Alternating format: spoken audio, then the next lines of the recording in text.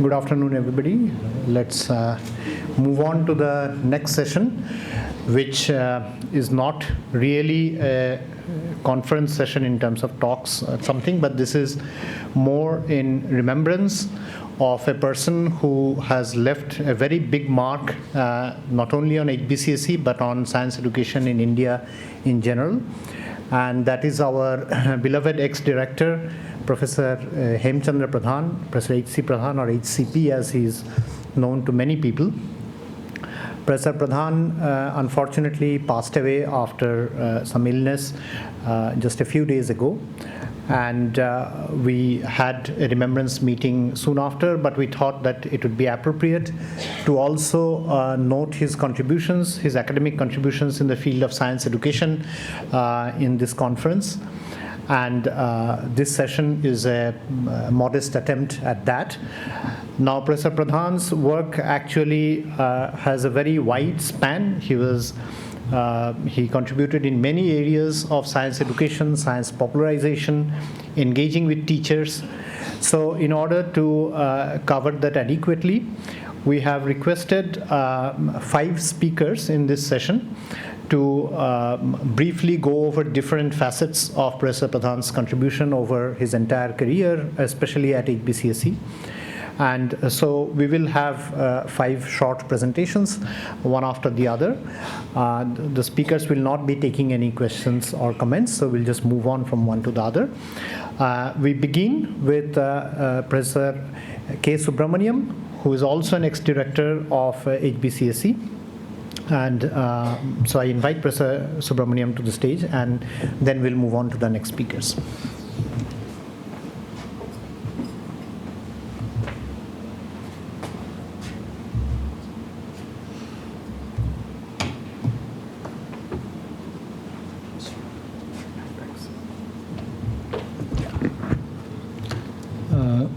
So it's of course, it's with sadness that we remember Professor Pradhan.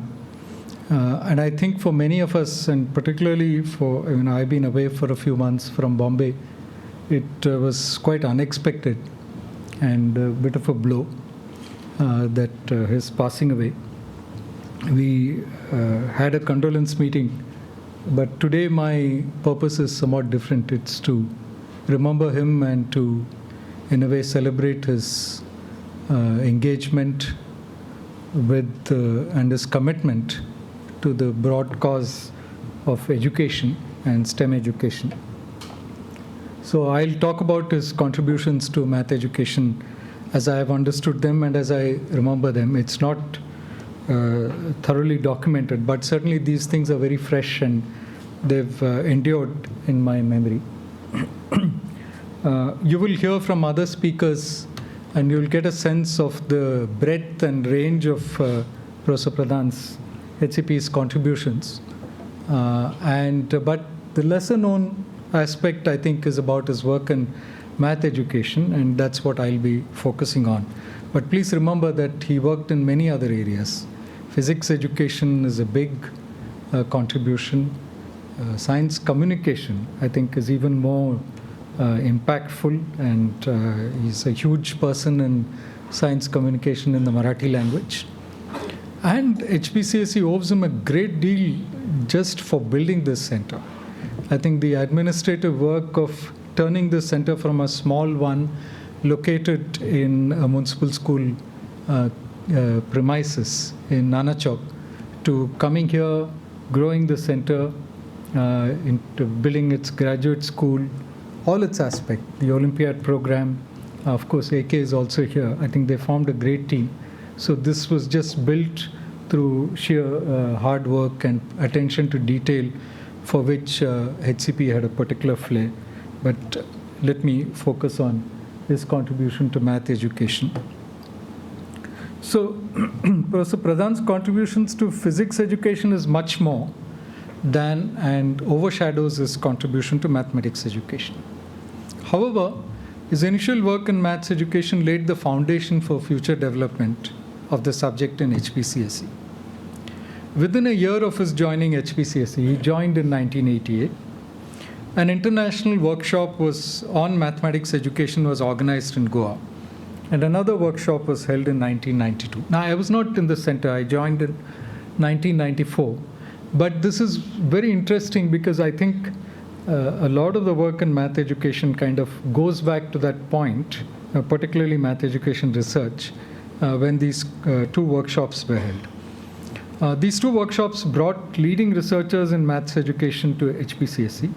One was John Dossey, who was very active in the NCTM at that time. And NCTM is the National Council of Teachers of Mathematics. In the US, it's the biggest maths teacher organization in the US, and it has a lot of influence on shaping maths curriculum policy, etc. And John Dossey, I think, was a major player. He was probably the president at that time. And Jerry Becker is also very well named to people in math education, who actually ran an email network of math educators all around the world. So nearly everyone knows him, and he was particularly influential in building bridge between US and Japanese maths education. And Jerry Becker was also here. In fact, I remember several times HCP talking to me about open-ended problems. And that's Jerry Becker's work, which he presented in the Goa workshop, I think in 1992. And HCP was particularly struck by that, and he shared that book with me and with Arun Maulankar, who I'll talk about. I think so. That's also another thing we got from him. So this sowed the seeds of maths education research at HBCSE, as well as formed the first linkages, as I understand, to global researchers in the field, because these two people were leading and very well networked international math education researchers. I did not interact with, I'd never met John Dossey, but Jerry Becker I met several times. And though I didn't interact closely with him, but he was always warm and friendly and inquiring about HBCSE. And I think he had a role to play in HBCSE groups in advising and so on, in the math education group. Okay. So remedial mathematics teaching. So HCP's contributions were several, but I'll focus on a couple of them, as also documented in something that he wrote and published. So one is the remedial maths teaching program at HBCSE. Now, in the 1989 Goa workshop, HCP presented a paper on the development of remedial education materials in secondary school maths. In the paper, he notes failure in maths as a major obstacle to passing the school board exam. I think even Professor Agarkar and others were very seized of that, working on that. Then he discusses possible factors that led to failure in mathematics: socioeconomic background, weak foundation, unsuitable pedagogical approaches like formal presentation and language, rigid sequence of topics, and so on. And then he proposes a remedial strategy, and these were actually documented in the form of 4 books on remedial mathematics in Marathi. And they're available even today. They are quite popular. They're kind of written in the style of exercise or workbooks. They were co-authored apart from HCP by Arvind Kumar, Professor Agarkar and Pradhan, and also I think some volumes by others such as Bhagwat and Maulankar. What are the features of this remedial maths? I'm saying this, sharing this to give you a flavor and to also show the connections to many of my junior colleagues, to work which came later. So remain within the set of integers even for topics in algebra, avoid fractions, simple direct language, examples first followed by generalization, focus on core topics such as integer arithmetic, equations, word problems, indices, algebraic expressions and operations, etc. Use of hints, exercise questions designed to test understanding. And also there's something on algebra education, which is how to parse expressions, which in fact some of these became topics later on. Of course, HCP I think makes a very modest claim, and this is something that he used to tell me repeatedly, that one should not make claims, exaggerated claims about the success of one's interventions. And here he has also written it. He says that it will be too early to make any definite claim of success. We shall be happy if the present attempt succeeds just in underscoring the need for more such attempts in the country. I also got involved in the remedial program just as soon as I joined in secondary school education. So that's something that, also in a way was mentoring me into math education. The other work that I want to mention, I'll mention these two. The first one on remedial and this one on the compendium of errors. While the remedial work, you could say, is kind of superseded by later developments, people understand now much more about what hurdles exist.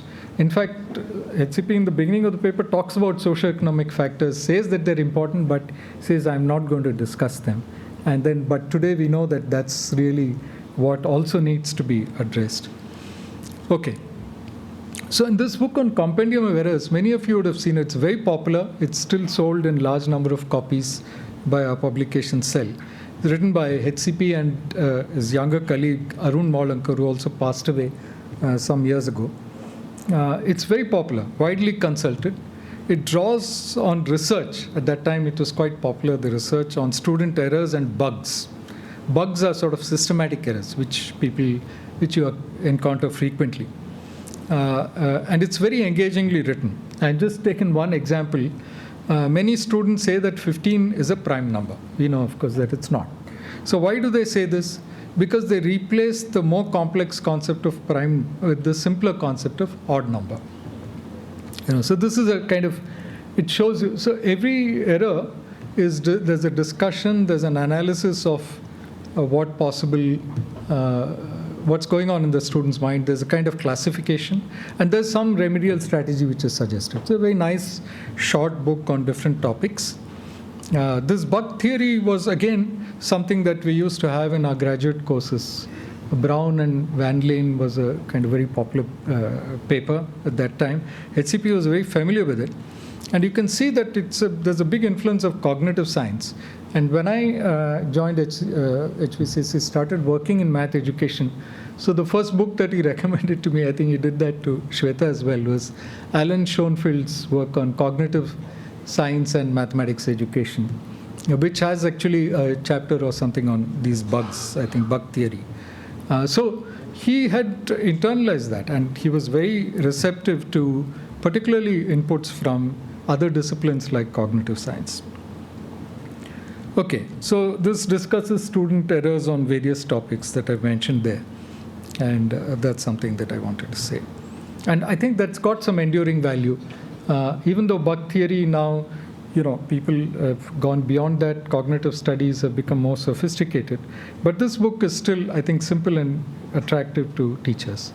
Other works, HCP and Arun wrote 2 volumes in Marathi on teaching of middle school mathematics, Adhyapan Ganitache. I think it's again popular, explains basic concepts and kind of serves as a sort of reference book for teachers.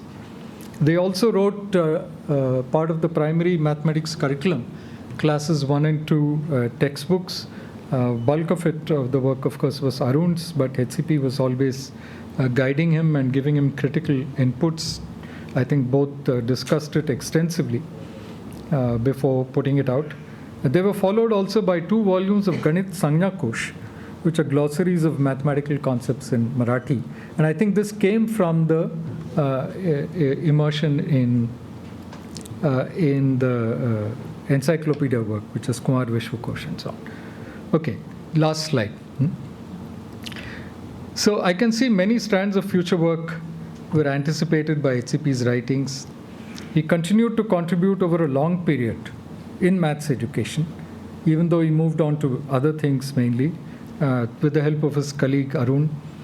Personally, many of my initial forays into maths education were mentored by HCP. There's a typo there. Especially the remedial teaching program with AECS students and the teacher training in the Ashram Schools project, when I worked and discussed things very closely with them. He also introduced me to some of the research articles in maths education, especially those by Alan Schoenfeld and Jerry Becker. I think it's lovely to remember all of that and to he was a very inspiring figure. I think one draws a lot of inspiration from that. Yeah. Thank you. Thank you, Shweta.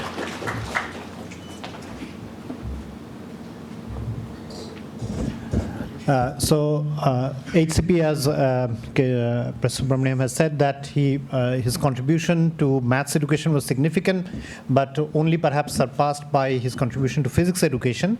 And to talk about that, I now invite my colleague, Professor Rajesh Khaparde.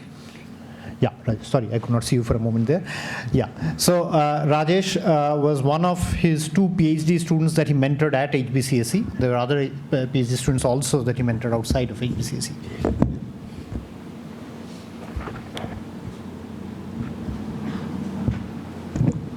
As Ravi said, it's basically not a session to talk about SCP as a person, but more about his academic contributions and how he mentored individuals at HBCSE and HBCSE as an institution in terms of many aspects.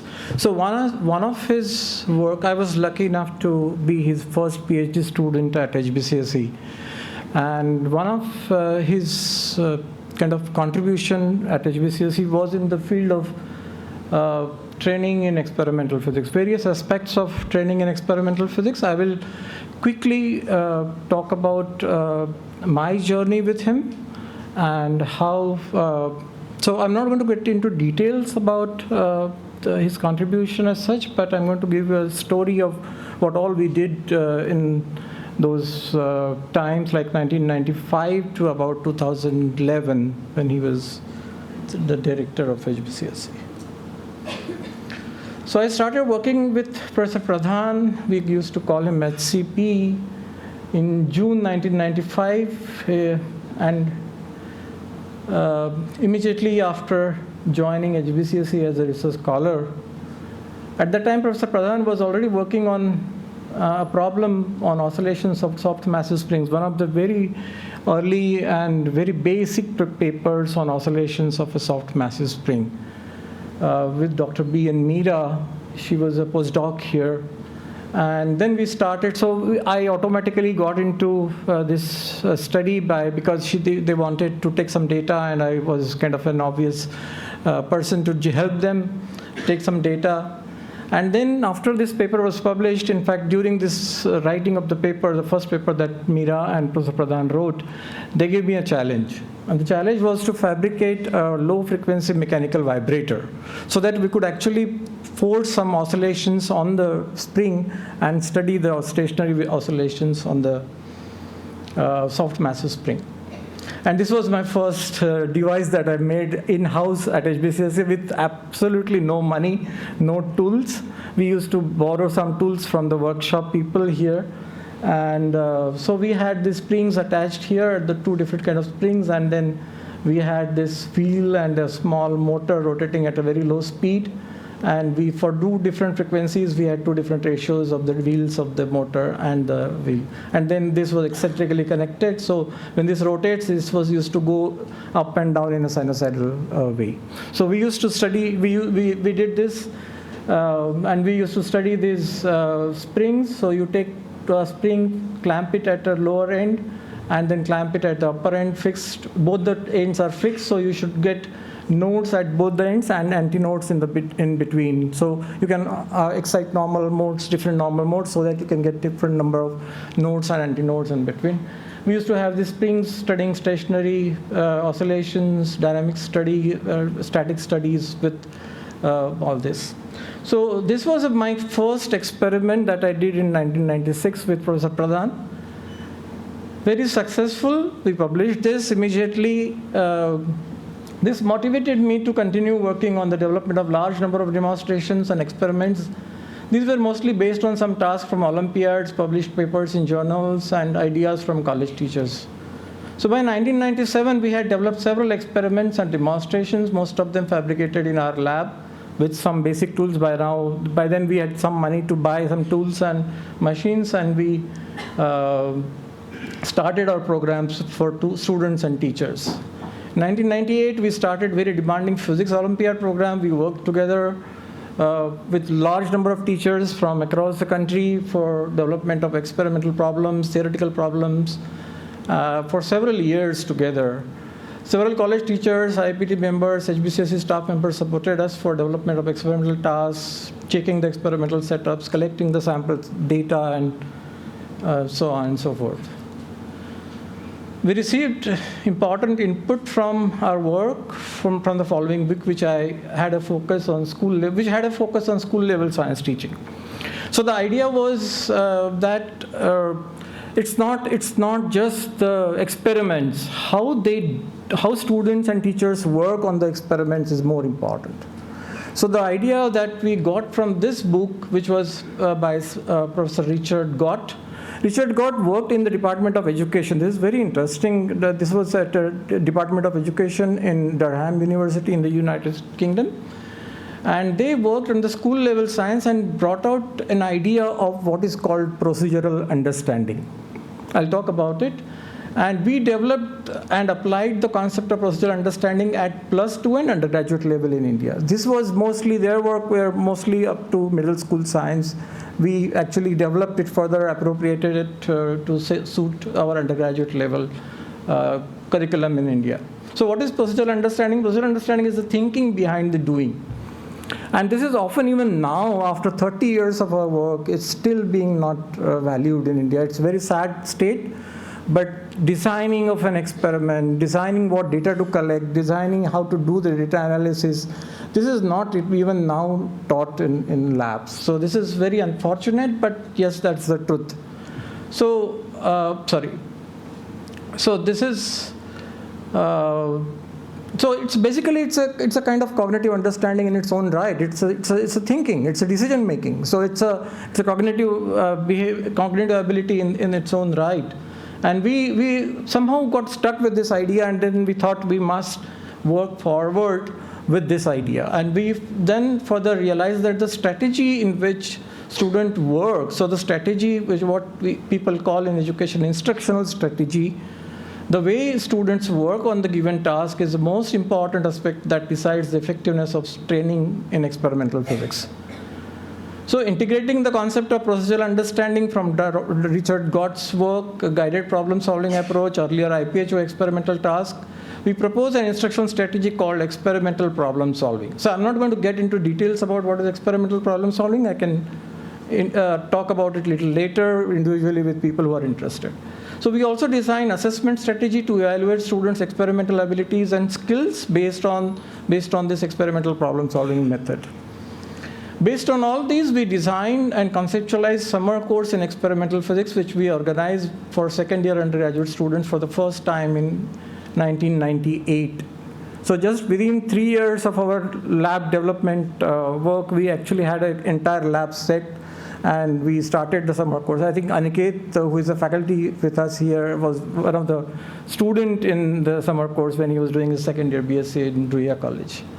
During all these years, we worked together for several other programs for students and teachers held at HBCSE and outside HBCSE.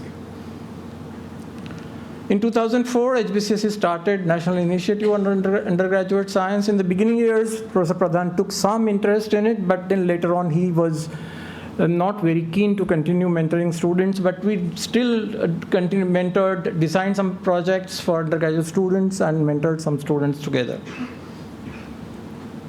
We published more than 12 papers in journals and conference proceedings and the following 3 books. This was the book that actually we published. The first book we published was actually on the demand from teachers and students as a manual. So we used to conduct the summer course, and this was a course manual, and this was actually sold by HBCSE at a very subsidized cost. So you can see this is an HBCSE publication. The second book was actually an extension of this book with large number of additional stuff that we added. So almost thrice of the height of this book. And then we recently published this collection of experimental problems and physics. So we had these books together over last so many years. To complete this, I will always remain grateful to Professor H.C. Pradhan for all that he taught me, sometimes directly and sometimes by setting an example. Professor Pradhan was one of the finest human beings I have ever interacted. And in several aspects of life, his professionalism, his professional expertise, and the work ethics. I remember Professor Pradhan even thanking every day, thanking the person who used to bring a cup of black tea to his table, our cosmetic staff from the pantry. So this was something that I really learned a lot from him in many ways, many aspects of life. I will always cherish his memories and will always will forever keep him close to my heart. Thank you so much.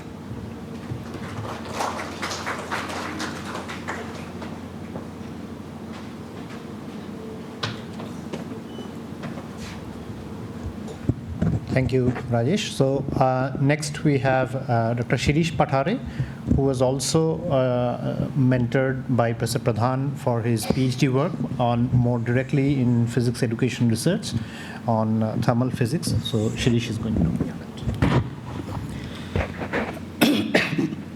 Okay, Pradhan sir, fine. So fine, that's the only thing that I can say, an ideal mentor. And let me tell you why I'm saying that.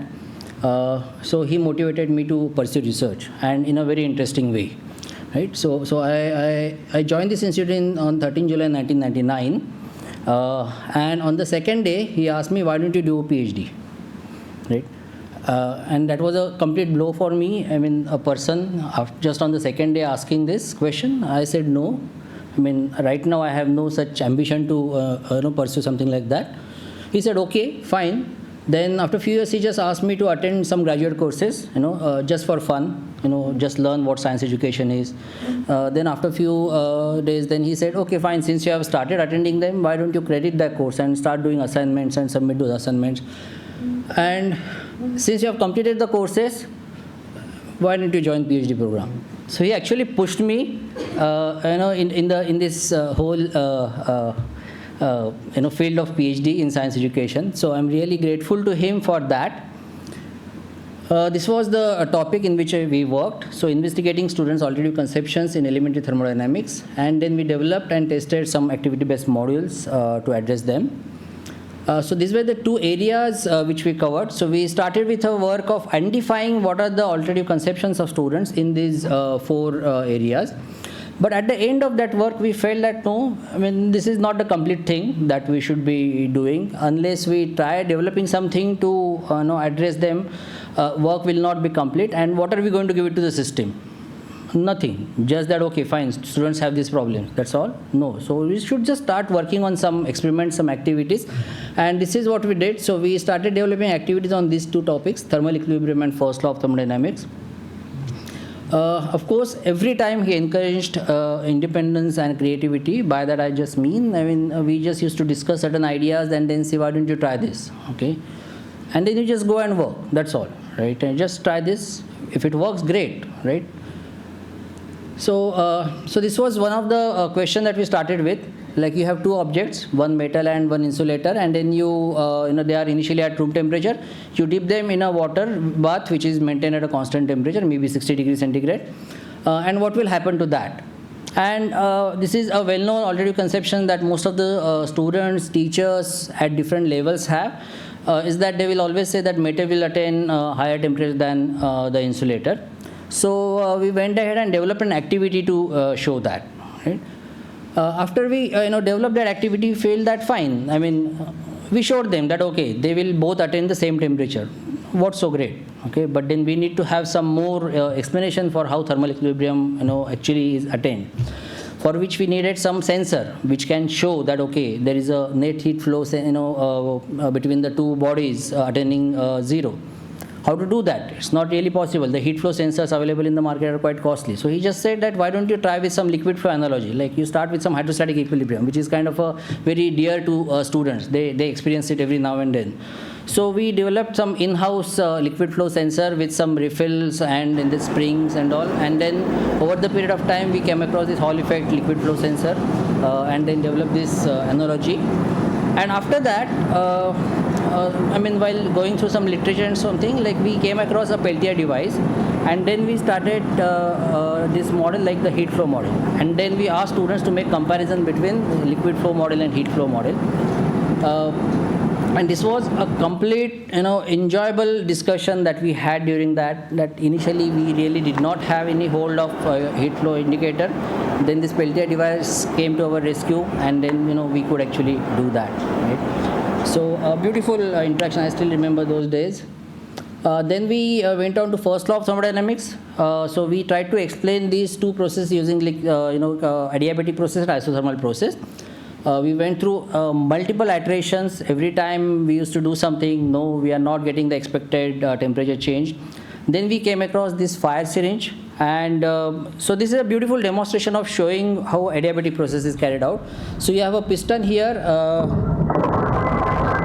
and then so when this piston is released, the cotton inside this just gets ignited, right? But we did not stop there. So Pradhan sir asked me, why don't we quantify this? So we use this tracker software and then try to understand what is the volume change, equate it to change in internal energy, and then try to show students that look at the temperature, the final temperature that you get, which is something like auto ignition temperature of cotton. So that was something kind of an aha moment for even students. Even now teachers and students in every teacher training camp, student training camp, they just love this activity, and of course the calculation after that, right? Of course, for the isothermal process, it is the other way around. You have to give all the time to the system to dissipate any change in the temperature that is happening in the system, so that the temperature remains constant. But you should be able to see the net heat, the heat flowing from system to surrounding. So this is the same Peltier device again came to our rescue, and then we could show that there is a change in heat flow sensor reading, but the temperature remains constant. So both these activities are still the popular ones in teacher training programs or even student programs, because they actually gets hands-on the feel of how adiabatic and isothermal processes are carried out, right? And thanks to sir, his guidance has actually led this activity to get into college curriculum. Most of the college labs now. So certain colleges have already borrowed certain apparatus from us, and they are doing it in their college. Right? So the best qualities that I have come across, these are the two things. He had immense, lots and lots of patience, lots of patience. He understood all the challenges, acknowledged that the research can be unpredictable, and supported me through every setback, because I did not join this institute as a research scholar, but I joined this institute as a scientific officer. So along with my duties, I was doing this. So I was every now and then something or other was coming up, but he said, no, keep doing it, don't leave. So every time, he gave that kind of a support to me. He adjusted his supervision style to me. The kind of level that sir had, a person from MIT, he is talking to me on, developing experiments in thermodynamics to convince people, right, how things happen, right? So he, every time when I used to sit with him, I never felt that, okay, fine, he is like my friend, and, we are just discussing things. And I will give you a short excerpt of that. Of course, emotional support, immense. And now I'm going to show you a video, right, in which, so these were the days where we were discussing certain responses that I received on my thesis by certain, two of the referees. And he was explaining me cognitive conflict, right? So let me just, I hope the video plays. Cognitive conflict, in my opinion, is that let them go ahead with their own way of thinking. Yes. And show that it gives you a conclusion which is wrong. म्हणजे मी simple उदाहरण काल दिलं होतं ते असं की म्हणजे you ask the students to do 3 + 4 they can do up counting and then they can get 3 + 4 = 7. आता हे झाल्यानंतर 3 + 5 = 8 हे सुद्धा करू शकतात ते, कारण काय, it's just an extension. This is an example of assimilation. ॲसिम्युलेशनमध्ये नवीन आयडिया एकदम खूप completely different naste, but now you take the students, even 13 + 4 is not a problem, because I can say 13, hold 13 in my mind and up count by 4. That will give me 17. That will be a correct example. Yes. Now he asked them to do 17 + 14. So up counting 14 up counting is too difficult. See, too many fingers to take up. Some good student, may do it, all right. But here it is, 31 is not an easy to sort of, do this. So now what happens here? What do? We introduce the concept of carry here. That means, see what happens here, that as I said, 18 plus 13 upon Givya. 18 plus 13 is what? 31. What very often the students do is that, they'll write 13 separately, and 1 plus 1 is 2. So the answer comes out to be 213 instead of 33. That's because there is accommodation. Okay, what is needed is to change the ideas completely. Now introduce the idea of carry, which was not consistent with the earlier experience. So assimilation is not enough. You need accommodation, and accommodation is very often a seat of misconception. Yeah, so I will just stop just by saying something. This conversation lasted, I mean, not just this, but the whole video lasted for something like this discussion lasted for 5 hours. On this discussion of these different remarks given by referees. At something like after 2.5 hours, I just asked him, sir, should we stop? Because we started at 2 p.m. in the afternoon, and he just returned back from a chemotherapy dose from the hospital.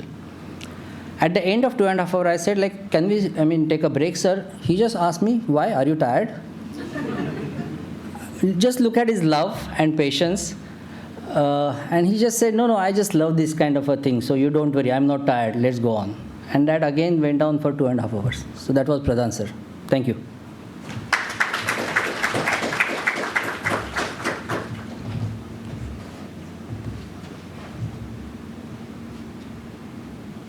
Ali?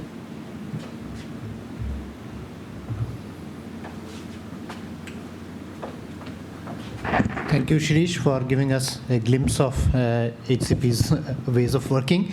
So, Professor Pradhan was also instrumental greatly in furthering the cause of science communication, especially in vernacular languages in Marathi. And in this, he worked closely with several people at HBCSE, including V.D. Lale, whom I would now request to come on stage and talk about that aspect of HCP's contribution.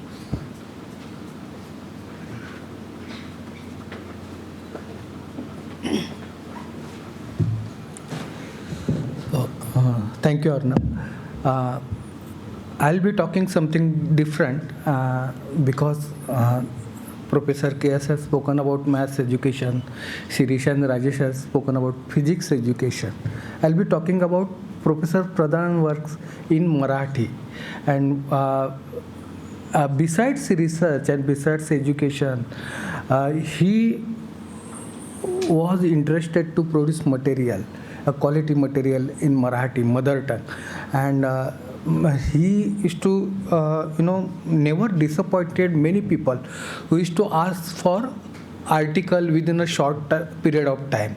So I'm going to speak about that.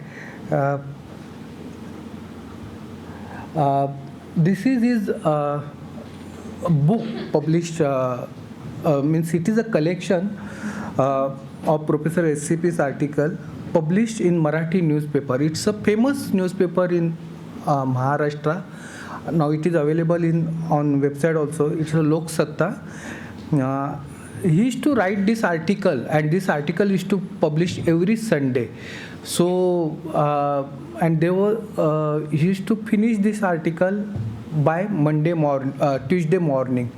So he used to take care that every Tuesday he will finish his article, and the Lok Satta person is to come to his house to collect his handwritten article, and he used to keep ready that article. So this was a year-long activity, and he has completed that activity. So after that activity, Lok Satta has published this volume. It is available in our library. This block was written in Marathi, Vignan Shikshan, Navin Vata, you can say science education, new path. So he was engaged when this research and activity, when he was working with Rajesh, he was working with Shirish, he was working with other many people at HBCSE. He was continuing this work. Then this is his interest. Means besides that, he has written a good quality articles in Marathi, which I recently come across. And again, he has published, some publication has collected articles from him, and they have published this book. This is science and technology, nature and facet. So it is again collection and of SCP's articles, which are published in various journals, newspapers, magazines, and one can go through it. It is also available in our library. Now I'll come to Marathi Vishwakosh. Many of you may not be aware that we all are familiar with Britannica, Grolier, World Book, Encyclopedia, which are published in English. But in Maharashtra, there is one body, a state government body, which who have published this Marathi Vishwakosh, means Vishwakosh in Marathi language.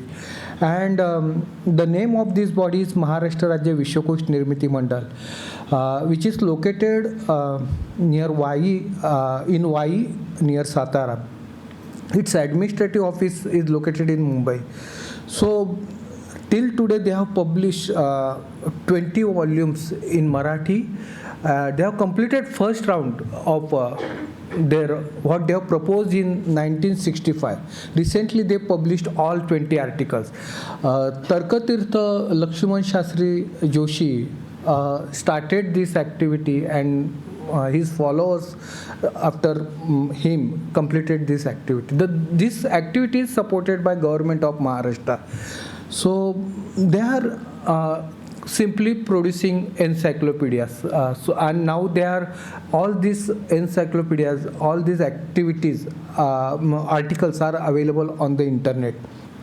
And if you look at this one volume, each and every volume has minimum 1,000 pages. So you can consider how big work this was. But recently it has been completed.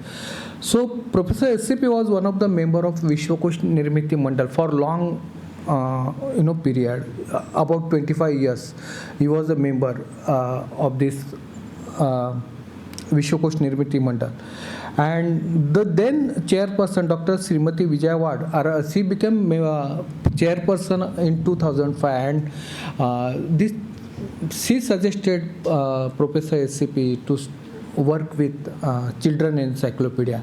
In fact, this children encyclopedia idea was put forward by Lakshman Shastri Joshi around 80s, and he has prepared a background for that also. But nobody was taking that challenge, and they also did not have sufficient manpower to work on it.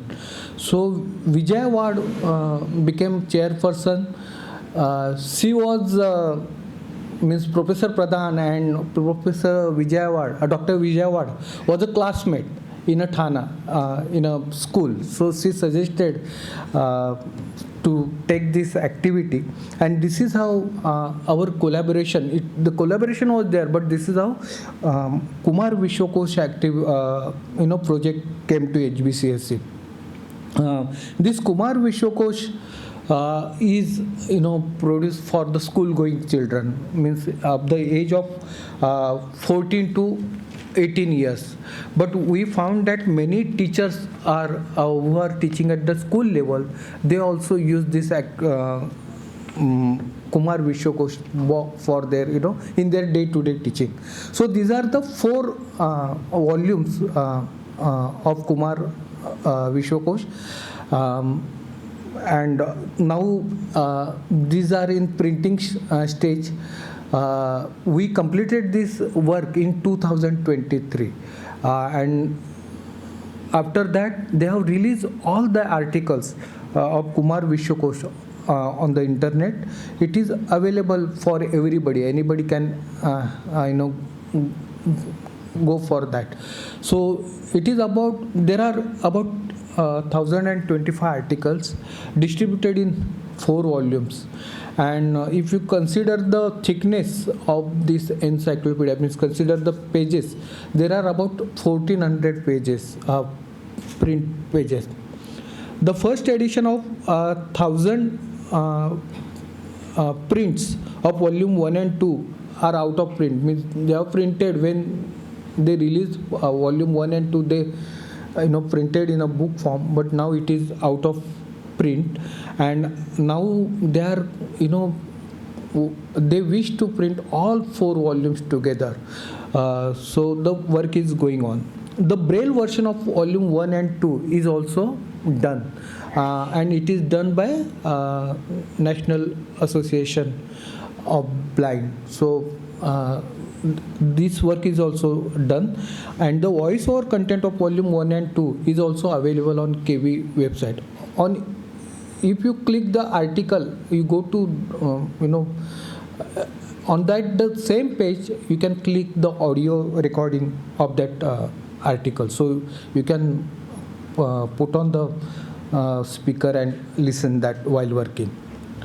So what was the idea? Because many people used to know Professor Pradhan, he is having physics background, and why he is doing biology work. In fact, Vishwakosh Mandal has decided to produce 12 volumes of Kumar Vishwakosh on different topics.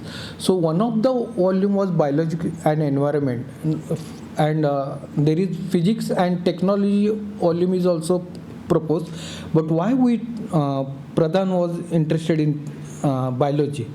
So this is what he feel, and it is one can see his feeling about what he wanted to do in biology. So Kumar Vishwakosh is developed for children who are future citizens of world, where all residents of a place called Earth. We get stunned when we observe novelty, variety, and complexity in the living world. There is a complementary symbiosis among the constituents of the living world. It is therefore important to protect and conserve this ecosystem for the existence of human beings. Since our children are entering into the 21st century, the first volume of Kumar Vishwakosh is dedicated to biology and environment. So this is what is feeling after doing Kumar Vishwakosh biology and environment. In fact, Vishwakosh, before last week, before his demise, there was a phone call again and again, why you are not starting that physics and technology. In fact, we started and we held 2 meetings also at HBCSE, but this work is still held. So we'll have to think about that. Professor, now some case has mentioned that he is Professor Casey, SCP has a strong interest in language, especially in Marathi, English, and Sanskrit. Means I have listened many times. He used to tell me grammar of Sanskrit. When he used to speak about technical words in Marathi, he used to tell me how this word must have generated from Sanskrit, and he used to tell me the grammar. Okay, thank you. But an idea of children's encyclopedia was new in Marathi. He wanted to be very careful in selecting articles. Each and every article is finalized by him. This 1025 article are finalized by him. He was always interested in publishing quality reference content, and he was very keen in checking references of the information. One thing one should mention that I have observed, he was a good collaborator.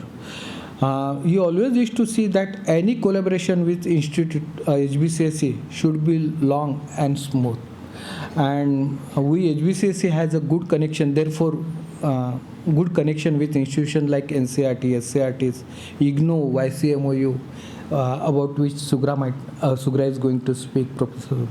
Marathi Vignan Parishad, Maharashtra Knowledge Corporation Limited, IAPT, ACT, ATBS, and other NGOs also. He was a great mentor. he always used to give a free hand to all of us at HBCSE. He never intervened our thinking.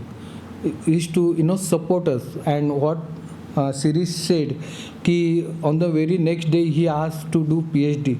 He always used to push people in water. So ढकेल देते थे and but he used to support the people.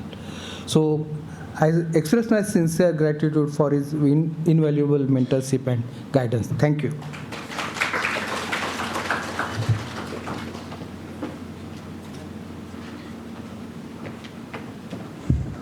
Thank you, Mr. Lale, for sharing this aspect of HCP's contribution. Professor Subramaniam had mentioned that Professor Pradhan contributed in many ways in the building of HBCSE as a center and in various activities. And to give a broad overview of that, I now invite Professor Sugra Chunawala, who is also a former Dean of HBCSE, to talk about this aspect of it. Thank you. So, I think this is the concluding of this session, Anvish is here. So, and though I'm saying contributions to science education, I will also say something about my association with him. So, when I joined the center, which was before him, so I always felt that I am senior to him, though I was a student. He joined in 1988, while I had joined in 1985. And after that, he took various courses for us. He conducted graduate courses on research methodology, statistics, but with very few students. There were just 1 or 2 or 3 students at that time. Even now, we don't have very many students, but that was a time of very few students that we had. He was, very many people have told very many things about him, but I think that he was a link between the earlier vision of HBCSE that was there and the newer vision of HBCSE that came up. So I will just say this, that he continued the legacy of science education and the values that Homi Bhabha Center for Science Education began with, which was to ensure quality education for all. And this is the hope with which the center began. And like Professor Subramaniam said, it was mainly located, when I was there, in a small place in a municipal school. In fact, very many people refer to it as a hole. Not a WHOLE hole, but as a HOLE hole. And from there, we moved to this location. And in this location, he has been instrumental, because there was a lot of administrative work that was to be done, and new visions had to be added to what perhaps was already there.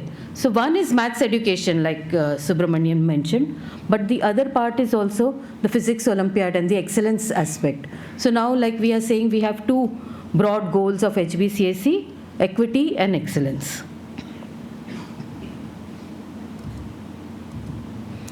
So I am now going to speak about some of his support to institutions. And the first, after moving here, we very closely interacted with Atomic Energy Education Society, which we call the AES, the Atomic Energy Education Society. And he took up programs on remedial education, like was mentioned. He took up programs on talent nurture and junior science and mathematics Olympiads, which we called JSO, JMO. These programs were for students, but for teachers, we had in-service programs for the AECS school teachers. And he also was instrumental in bringing about teacher fellowships for AES teachers, where they worked here and conducted small research projects. Here I am just showing you something which is very old, which was some work which is done in 1996 for a talent nurture workshop. Why I'm showing this is because he was, even at that time, very insistent that we document everything that we do, so that nothing gets lost in our work. Then, as mentioned earlier, there has been support and collaboration with institutions, and a very long-standing collaboration has been with the YCMOU, Yashwantrao Chauhan Maharashtra Open University. And under his guidance, HBCSE became a study center, and teachers were doing post-graduation by research. They were doing masters, that is MA, MSc, MCom, by research in the fields of what was called subject communication, educational communication, and at the end even science education. So this program continued for a very long time, and like was mentioned in the earlier remembrance which was held, even here there was a lot of emphasis on teaching research methodology to teachers and to bringing about research, where to teachers who are very naive about what research is and what is a research problem. Okay, so he often was very helpful in this. This that I am showing here is a set of educational material which was prepared by Savita and myself under the editorship of Professor Pradhan, and this is Bhag 4, so there were 4 sets to this, and it's called Evaluation and Research, and and this was published in Marathi. So this is another element which we spoke about, that he insisted on writing in Marathi, and so we both of us tried our best and wrote in Marathi in this. The other institutions which have been mentioned is Indira Gandhi National Open University, and there is a set of books which Professor Arvind Kumar and Pradhan wrote together, and other books which are on maths education which are not in collaboration with Arvind Kumar. Then there are books with NCRT, and he was also on many committees of all these places like the IGNOU, the NCRT, various educational colleges in Mumbai, the Marathi Vidyan Parishad, and a small one which I'm mentioning is People's Council of Education, under which a conference was held at HBCSE. Just as a reminder, I put that. So what I'm trying to say here is that he did focus on research in science education as an important aspect of developing an identity in this field. And when we shifted from Nana Chowk to HBCSE, we became earlier, before we shifted here, we were getting PhDs in science education, but we were getting it either through Pune University or through Mumbai University. I got it through Pune University, Savita got it through Mumbai University, and Rajesh may have got it from somewhere, and things of that kind. But after coming here, we became a graduate school, and we became affiliated we deemed university, a part of the deemed university. And as the dean, he was in charge of the various courses which have to be conducted. And importantly, he accepted that it is mandatory that students do field work. It's not just graduate courses, but that the field work should be a part of the credit system. And that is still in place till now. So what I said about documentation, for him it was essential for building a foundation for the next generation also. So here the compendium of errors which KS mentioned, but perhaps this is in a very earlier form, or I don't know, it looks like this, but this is the way it is. And also the book in Marathi which he mentioned, which was written as Marathi for middle school. And this is also, here it says Bhag 1, but there are 4 parts to this, and they are there. So this was so that the outcome of research and scholarship which is there in the center should be accessible to all. It should reach out. So there are things in English, there are things in Marathi. So I feel that there is a concurrent effort that HCP undertook, which involves him helping build the identity of HBCSE that we are now all in. And so this building of the identity involved a lot of research, and taking this identity to the society is the other part, where some parts of it Lade mentioned is through, So just to mention, I mean that he joined in 1988, as I mentioned that he joined 3 years after me, but he was a dean from 1994 to 2008. And then a center director for 2008 to 2011. And after retiring, he still was associated with HBCSE as a Raja Ramanna Fellow and in various other ways. And he has won an award for his book in Marathi on science, which I was hoping that would be mentioned, but it's okay. And what Lade mentioned is he has so many, hundreds of articles which he has published and hundreds of talks which he has given. So besides this contribution, I just wanted to say is that I found him always a very gentle person to interact with.